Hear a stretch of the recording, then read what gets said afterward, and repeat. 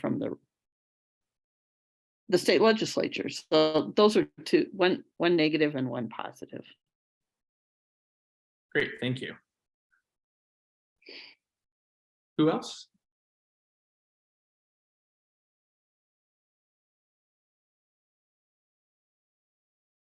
Come on, I know we had more conversation in there than this.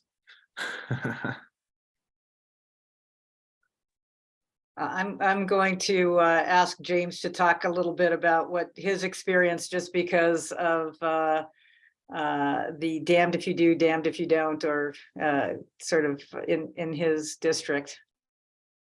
Yeah, well, in our group, we talked about 121, and we talked about that was the bad side.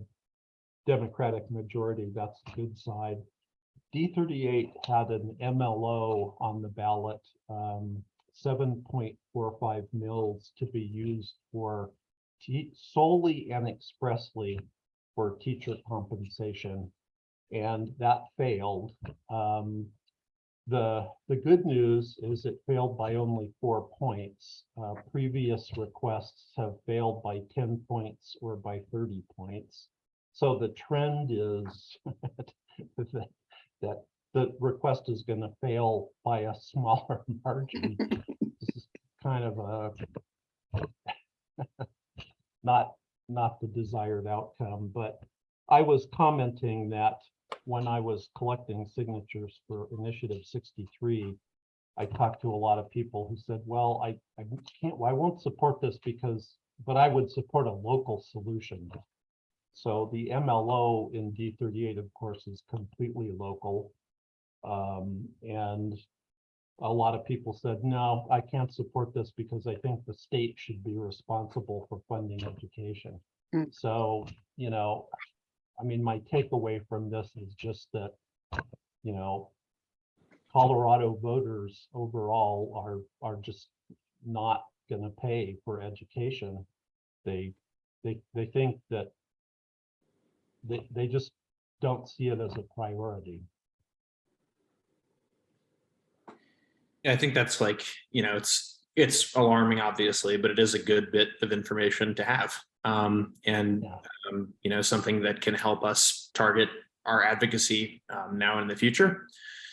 You know, however frustrating that may be to have feedback that is consistently like that. You know, we need to heed it and figure out how we are going to take our best step forward in this process.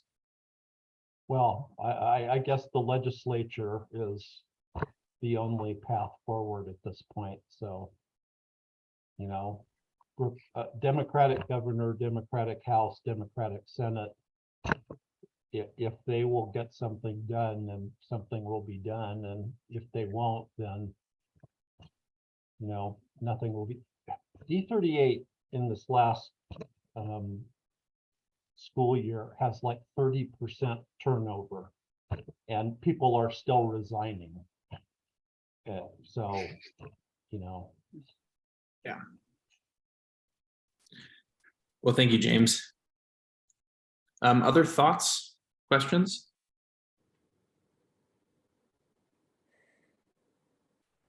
Paula?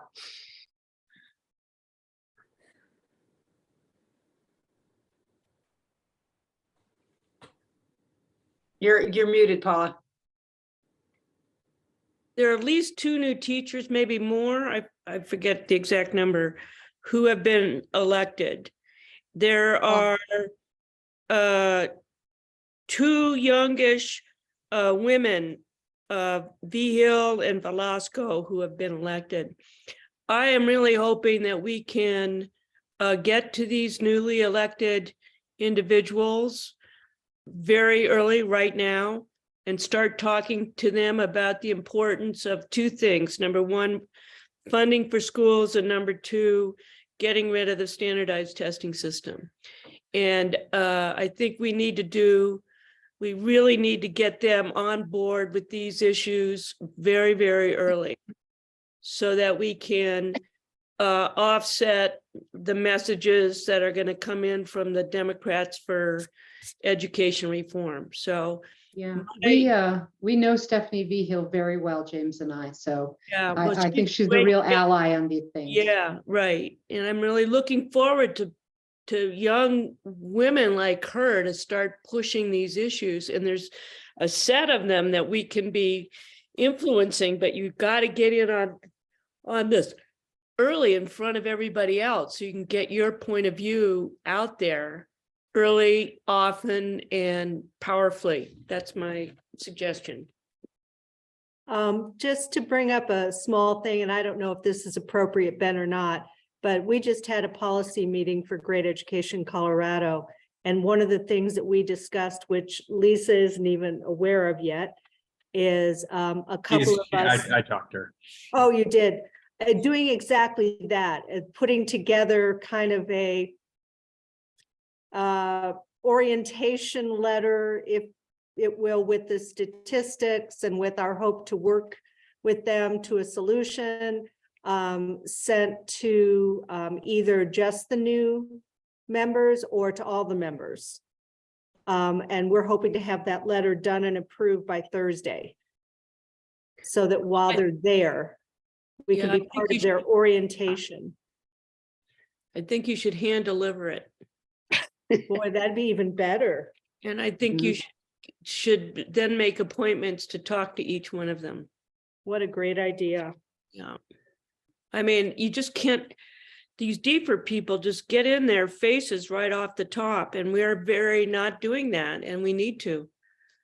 I'll make a list and send it to Lisa of the new Dems, and I've got this on my website, and you guys can then look at their biographies, and you can maybe some of them, and you can really use that to take advantage of their newness. I would suggest will it that also be- anybody interested in helping do that would be great. We're very short-staffed at Great Ed. That's why a couple of us board members are, talking about this, so we don't put anything more on the staff's plate. Well, and I would also add that Great Ed's strength has always been that it's not necessarily staff who are delivering this, but we always want to make sure that we have constituents who are making those connections, and we can be there too in order to, so people don't feel like they have to be experts in school finance. But it really is, that's our strength, is having people in districts across the state and really try to support them as they tell their story and make the point that this is a statewide issue and it's a local issue at the same time, as James now knows. Well, I think there's 27 new legislators. I mean, there's just this huge class of new people. And most of them are in the House. I mean, there's a lot of new members of the Senate, but they're mostly people who have moved over from the House to the Senate. But the House itself, I mean, the Dems, we really did a good job of just sweeping the carpet. Mhm. And that's huge opportunity right this minute. I mean, it's going to disappear by the minute, by the hour. So trying to take advantage of it now is critical. Absolutely. Thank you, Paul, and thank you, Christy. We have about another minute or two in this section of our agenda today. So if anybody else would like to speak up and talk about what they learned during their breakout rooms, that would be great. I could add that I mentioned in our group that I live in Commerce City and are in 27J, Brighton 27J school district, and they passed a mill levy override for the first time in 21 years. Whoa. So there's a little, and Adams 14, I know, passed one as well. And there were several other school districts that passed mill levy overrides. Having said that, I will say, you were talking about school finance experts. I'm one of them. And I will tell you that the problems in Colorado stem from the fact that we have the most restrictive budget and revenue limitations in the country. And that's going to remain in our Constitution. And I doubt that we'll be able to get a referral, although maybe we could get a referral from the legislature, but that's a big step if we're asking for a referral from the legislature to actually do something like we were trying to do with 93 last time. And given the income tax reduction, it just adds the fact, I don't know how the legislature is going to put together a budget this year. Yeah. Well, thank you, John. And it is great to see some districts stepping up and realizing those needs. And obviously, you know, to your last point, it would be great to see the state step up and realize those needs.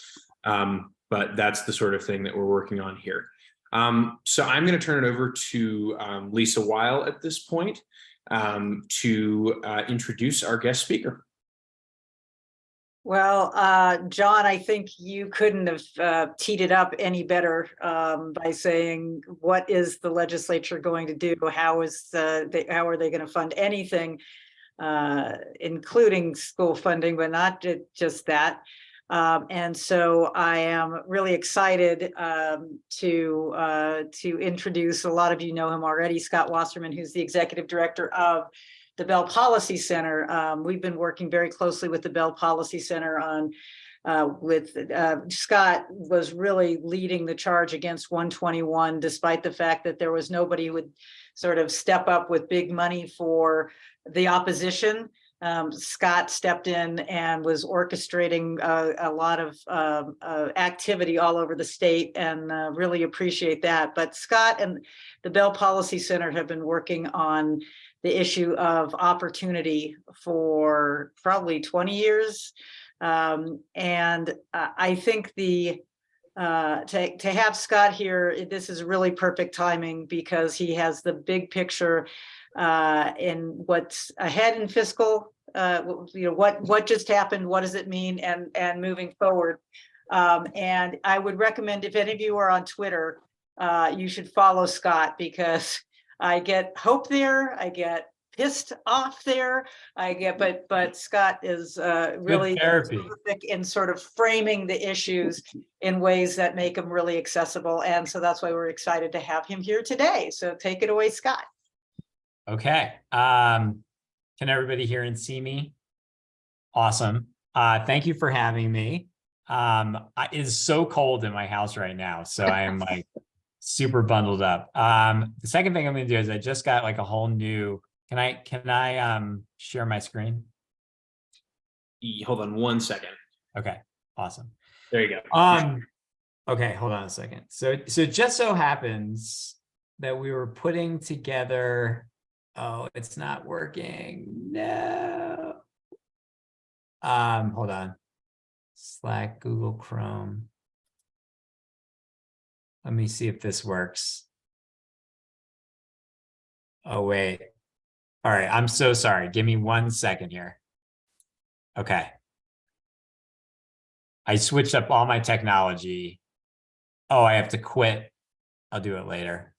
Oh my gosh. I'm so sorry. Okay. I'll just try to do it without it.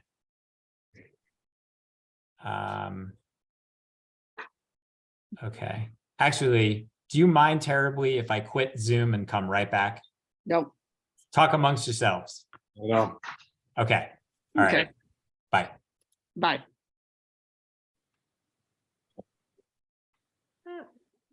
Quit Zoom. all right. Scott will be back momentarily. Unfortunately, we don't have like a commercial planned or anything. So. I have some information for you. I just got an email from the Colorado League of Charter Schools, and this is what they want to do. Educate your newly elected officials. As newly elected and returning policymakers shift their focus from election up, now is the time to reach out. It's important for policymakers to hear from charter advocates early and often. That's their goal. Thought I'd let you know that.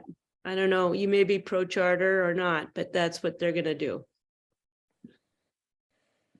So another thing that came to light today, and that was the interim committee on school finance.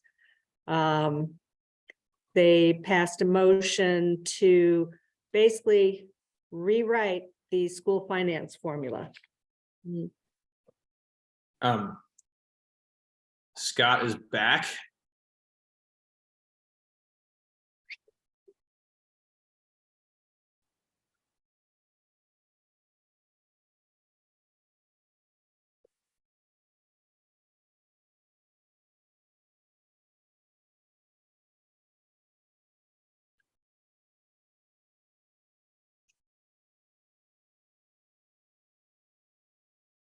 There we go.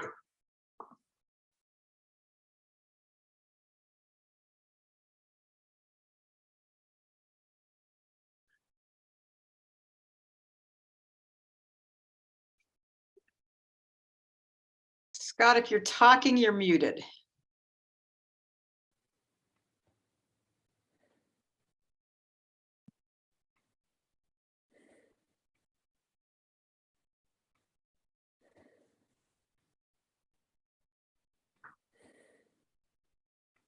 Okay, can you hear me now? Okay, Yes. I'm so sorry. Reset everything. All my settings are different. Okay. Last Tuesday night was bittersweet, as all of you said, right? Proposition 121 passed. We'll talk a little bit about why that happened. But also, we should all find solace in the fact that GG passed and that no income tax will ever look the way as oversimplified and deceiving as that one did. So while we've lost the battle, we are winning the war. There's no question that we have opponents who will be testing this legally and in the legislature. But I think we can talk more about GG, but the polling overwhelmingly shows that, especially when you combine it with changes that we passed 2 years ago, voters will know a lot more about what's at stake and how much they're really going to get back. FF passed, and I did not pay too much attention to FF when I was in the middle of this election. But the more you think about FF, think about two things. It started off with, shall taxes be increased by $110 million? So it was a tax increase. And voters voted for it because they supported the thing that it was funding. And I think that we should glean some lessons there. I also think it's possible that 121 and FF were viewed in combination by voters.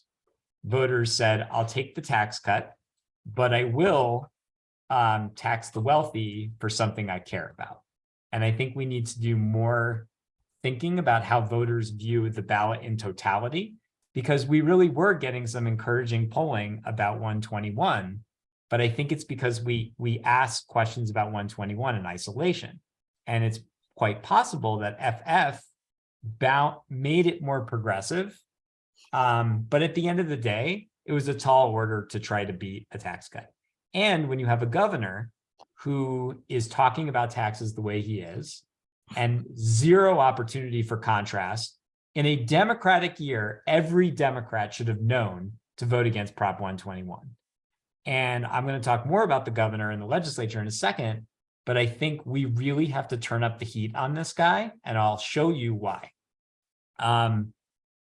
We also now have a supermajority in the House. And while we don't have a supermajority in the Senate, this does give the House the opportunity to throw hot potatoes in the Senate's lap as regards education, constitutional referred measures, statutory referred measures, so on and so forth. The other thing I want everybody to focus on is that we have a property tax debate coming. How many of you remember the temporary tax assessment reduction that we did last year? So that will have to be renegotiated. And right now, current law simply allows those rates to go right back up to where they were. I would predict that John Caldera, Mike Fields, Colorado Concern are looking to preempt that and to pass their own thing at the ballot. And I believe that the property tax discussion is essential to funding education in the state of Colorado. So that's like real quick status quo, and then I have a few more slides to show you. Any questions or thoughts? Okay, so what is our status quo? That doesn't go there. A couple things. This is where we've been budget-wise. Obviously, thank God for referendum C. And you can see how we are heading into these years of Tabor surpluses. But the cap remains a huge problem. And just how crowded is it under the cap? This is from the ledge forecast in September of 2022. And what they showed was they said, look, legislature, you've got $1 billion of room, but don't be fooled, because if we were to do all of the things that we need to do to maintain basic levels of current service, you have $85 million left. Now, the governor proposed his own budget, right? And one of the ways that he makes the budget work is by using all of this quote unquote prepay money that we put away from the ARPA money that we got from the feds. And so he's proposing using that and splitting that over 24 and 25, right, to essentially balance and pay down the negative factor. Meanwhile, one of the things that Lisa and I recalled and thought about on the way over to this meeting this evening was when we passed Prop 121, you know what we reduced revenue into? The state education fund. So we actually debruced revenue that the governor admitted we're going to need to balance future budgets. And I think another interesting to think about is what's been going on with Tabor surpluses. So while we had these very healthy Tabor surpluses, look over to the right, and you can see what the net effect, and actually, wait, I think I can, hold on. Okay. I can't do what I want to do, but you can see what happens to the Tabor surpluses. So the Tabor surpluses are essentially evaporating away. And then look at this gem that JBC staff put in their memo today to the JBC. Quote, the Tabor surplus acts as a shadow reserve. The Tabor surplus is not intended or designed to be a reserve, but nevertheless, carrying a large Tabor surplus has the effect of protecting the state budget from a recession. So what I would argue is that we're in a situation in which the governor is keeping our budget together with duct tape, chewing gum and duct tape. He is taking pride in paying down the negative factor. And I think your community needs to call bullshit, because the reality is that these are very unsustainable payments that we're getting from funding from 2 years ago. The state education fund is not looking great. The general fund now has new obligations. The governor himself said there's no room for new programs. How do you think the lobby is going to respond to that? And the ECE community, some of these slides we put together to the ECE community because they know 10 hours a week is not sufficient. And so here we find ourselves in a property tax discussion. And I think we should not just hang our hopes on a progressive income tax in 2024. We need to keep every possible opportunity and door open. And so I want you to think about what are ways we can use the property tax discussion to put more money in the state education fund and keep districts that are really struggling afloat, because that may well be the next big battle. And with that, I'm happy to take any questions or entertain any ideas or pushback. My first question is, how do we do that? Well, so, I mean, here's what we know. We know that the legislature technically doesn't need to do anything this year, right? The new valuations take place in May of next year. We know the market is cooling. There is a concern that the assessment, we know the business community is going to want to keep their assessment rates low. And there's a concern that if we don't re-raise the assessment rates, that's really going to hurt districts. And that's why this whole Tabor surplus, remember how we funded the whole was we borrowed $300 million from this year's Tabor surplus. Well, that is no longer available to us, right? So we have to drive a conversation about what the right mix is. Do we have the right tools on the table? I think the non-residential rate is too high, and we should figure out for whom the assessment rate should be lower. And then we should propose a luxury tax, a statewide luxury tax, which we know is popular, to both balance and make districts whole, as well as to put the excess into the state education fund. I mean, no matter where you stand, and I know I just said a bunch of stuff that may sound radical, we need a new revenue stream for state education. And this whole borrowing from Peter to pay Paul is really bothersome. And I think we should be screaming bloody murder. And I think, quite frankly, when the governor is so proud, I mean, I guarantee you at his State of the State, he's going to talk about, you know, and I'm lowering the negative factor, the BS factor by da da da da da. No one should stand. And every legislator, back to what Paula had to say, should be educated about why this is a budget on very, very fragile sand. Mm-hmm. And so I don't think any idea is too radical. I think we should open the Overton window as big as possible, make sure our legislators understand how fragile the situation is, and push the governor. I mean, he has his views, but there are other forms of taxation and revenue. Scott, this is Paula. Yep. May I ask a question? Please. Yeah. So I'm thinking of my own property tax as becoming an extreme senior, and it actually is becoming more burdensome because of, you know, I don't have time to get money for my to support my retirement. Yeah. Don't you, I mean, all you have to do is look at California to see what a problem property tax increases are. Yeah. So how do you see this? I mean, are you talking about the tax on property, on residential properties that are $1 million or more? Yeah. Or because a lot of, I never knew I'd say this, but now as a senior, I'm saying it. Yeah. I never thought, number one, that my property would go up in value so quickly as it has, and now I'm going to be in a bind that way. Well, for starters, you'd be amazed what you can generate 2 million and up in adjusted for inflation. So I think when we talk about luxury, we of course we should think about a high enough threshold, and that's as much a public policy question as a public opinion question. What do people view as luxury? Right. The other thing we can do is the homestead exemption.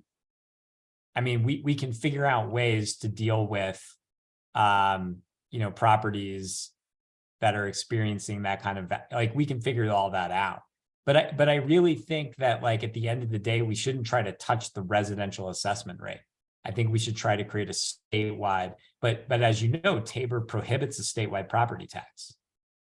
So we have to both go after the uniformity clause as well as the ban on a statewide property tax. But do you think 2 million and up, mean inflation adjusted, is reasonable? Anything that is my house plus one is reasonable. There you go. And we've done a breakdown. It's really interesting. We can also do things around ownership. Who owns the home? Is it someone from out of state? There's a whole lot of work we're doing there. And I'm simply suggesting that we open up another front, because the progressive income tax front may well be more challenging than we want to admit. They just spent $27 million in Massachusetts to pass a wealth tax in a state that is far more organized than ours. Yeah. Well, they spent 27 million trying to pass the liquor stuff. I think we should just get in the liquor business. Well, wasn't that a shame, right? I think we should all own, start up a liquor store and just pour those profits. I voted against mushrooms and I voted against booze, and I like them both, but I voted against both of them because they should not have been on the ballot. The amount of money, $20 million, we could have put our ad on TV. If it was there wasn't $26 million. Right, 26 liquor bills. There you go. you know, so I mean, that's the other big elephant in the room. I mean, we need money. I mean, Yep. I know we all know this, but I'm sorry. I know we all know this, but like, we really do need to find scalable money. I think the other thing that I'll leave you with as well, I know we lost on 121. Did anybody see the ad we put out with the rich people thanking Coloradans for raising their taxes? I did. We got 83,000 organic Twitter hits on that ad. And I firmly believe that those who saw that paused. They may have ultimately voted yes, but they probably paused. And what we need to do is do more of that kind of communication in between cycles.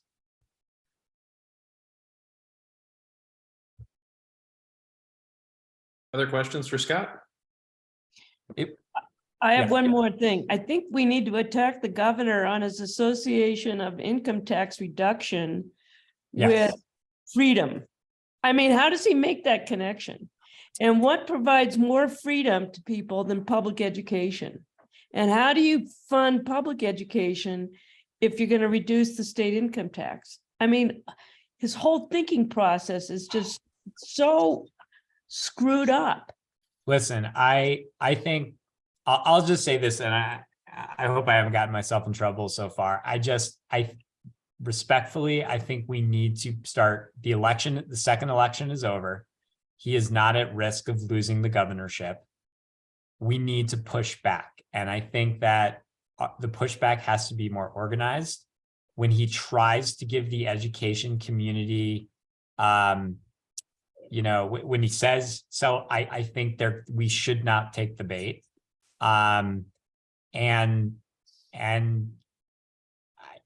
You know, what more can I say? And I think we do have to challenge him, and the legislature, we have to embolden the legislature to push back. And I can tell you, the questions today were quite good at the JBC.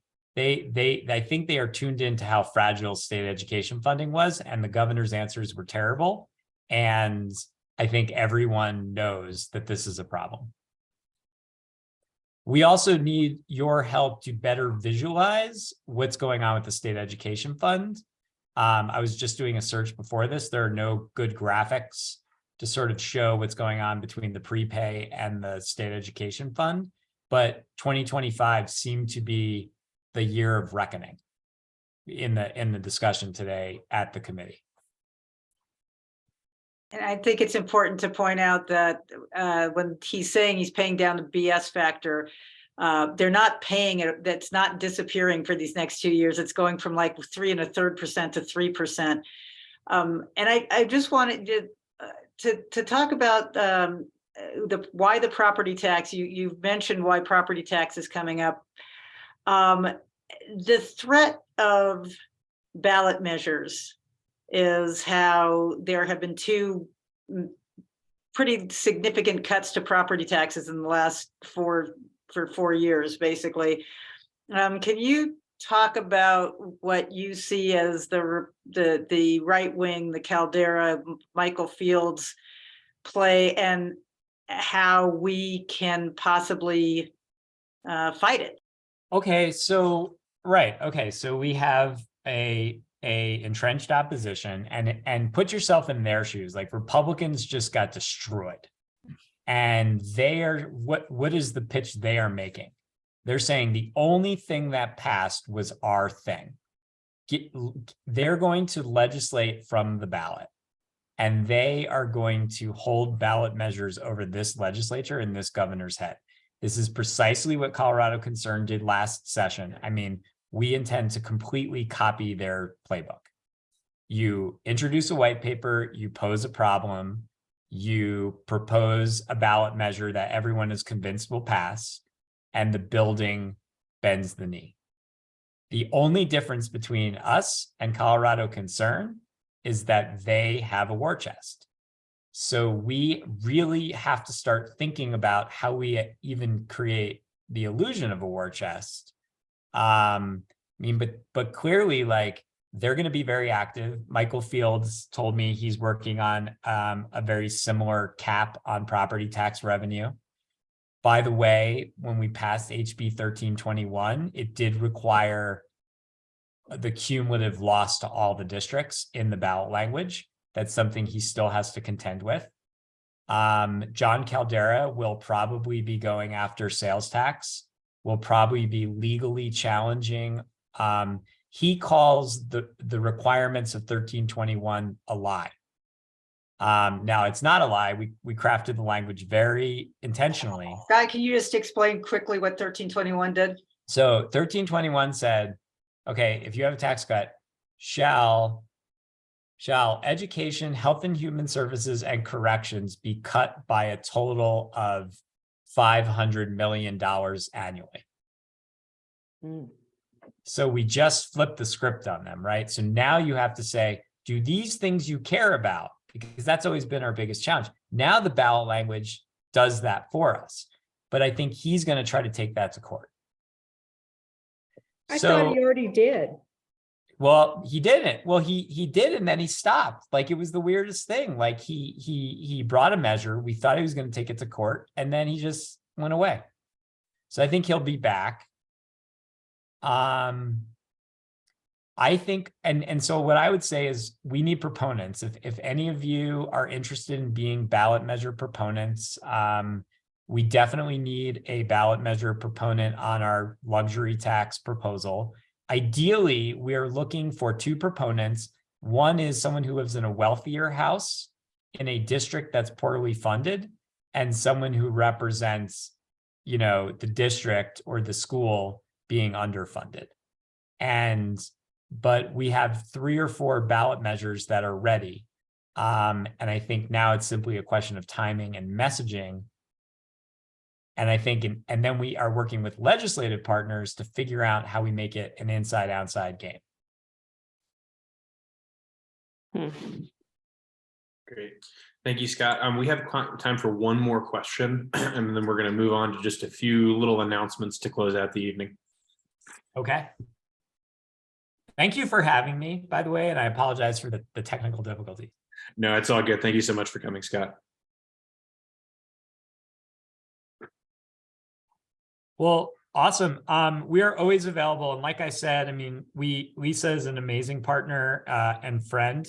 Fun fact, she gave me my first political job when I got here in Colorado. I was working at the Hornet, and I was doing open source database building for Lisa Weil in 2000. And secondly, please let us know how we can be a resource. And by the way, we need you as much as anything. Help us. We need help visualizing the state of the state education fund, trying to explain to normal people how schools are being funded. And so if you have ideas on that, please let us know.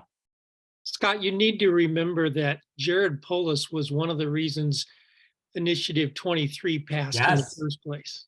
It's the irony, and that Kerry is now working for him. I mean, exactly. The irony of where we are is really profound, actually. And it's there are days when it gets frustrating. So, and I think you all could it would be good if you reminded them of these things. That is, I think that is one of the goals of this legislative session. Now that we have more Democrats than we've had previously in the legislature, and also now that Polis cannot be reelected again, we have sort of 2 points of leverage there. Right, but as somebody said earlier, do not presume that those Democrats are necessarily going to fight for education, and that therein is your role. Yep. Okay. Thank you so much. Thank you so much, Scott. All right. Bye, guys. Bye. Thanks, Scott. All right, we have just 3 minutes left. So just gonna make a couple of quick announcements.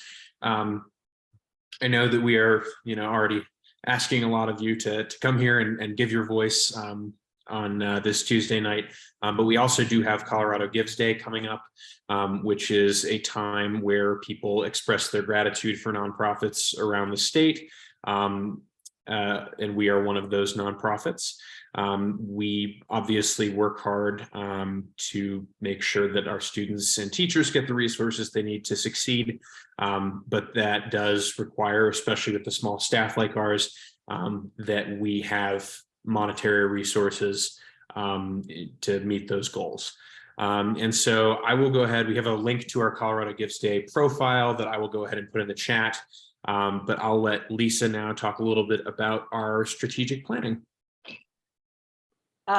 So thank you, and thank you for so many of you have already been incredibly generous supporters of the work that we do. So thank you.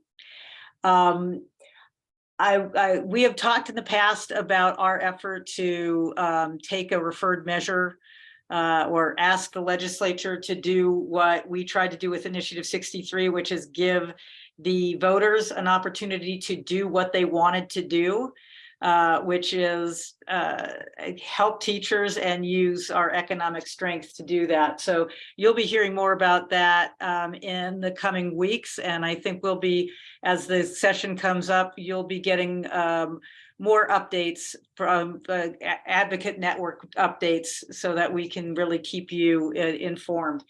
The other thing that I wanted to say, Christy mentioned that we're a little short-staffed at the moment, and there's a reason for that. We've had a couple people who left Cody left for the job that he's at, and what we're doing now is taking an opportunity to really do a deep dive, a strategic plan. Great Ed's goal since it started in 2005. Really before that, 2003 with co-pops, has been to be the organization that Colorado needs, that Colorado uniquely needs because of Tabor, to get us from where we are to the vision of every student, no matter where they live, how they learn, the color of their skin, that every student can thrive. And we've been through a series.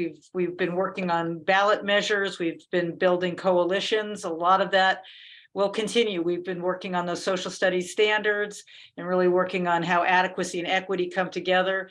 We are doing a strategic plan now, and we need to hear from you. Some of you have already done this survey that we have to just sort of take the temperature of folks and what is it that you see Great Ed doing? What do you wish Great Ed might do? What do we do well? What do we need to do more robustly? And so Ben is putting that link in the chat, and if you have not filled it out already, it really means a lot to us to hear from you about where you think we should go. So this is the part of the we do listen and learn. Scott was the learning. This is the lead portion, but it's really help us lead. Help us figure out where we should be going, and help us by making sure that we have the resources. We plan on really staffing up next year, and the strategic plan will help us decide how are we staffing up, who is it that we need to add. And so this is really important, and really appreciate your considering filling that out. It's incredibly helpful to us to hear from you.